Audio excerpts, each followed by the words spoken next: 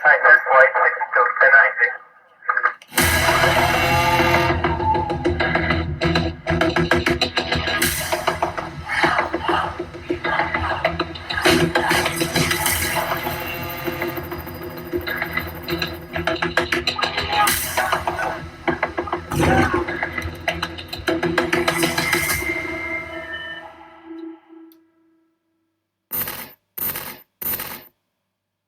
The world around us has never been shaped by blood and violence.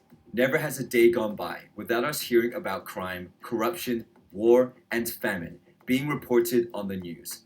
We live life feeling secure because these tragedies happen far away from us. But are we going to enjoy such security forever? The chaos is growing, and the world is increasingly divided.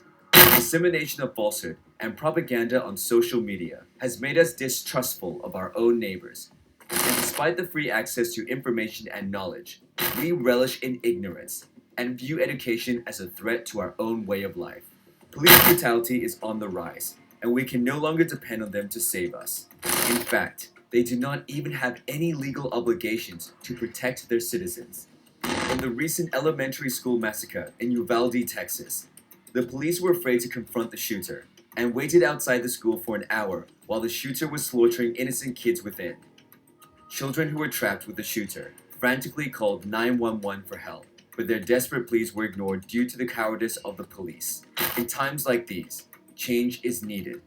We can no longer depend on society to protect and shelter us, and we need to make preparations before the world falls into ruins. This is why we need Hypernation, a land of freedom and equality set within the metaverse, where decentralization is built into the very fabric of the nation by virtue of blockchain technology. There is no violence in this virtual land, no police brutality, no false promises, and no exploitations of the commoners.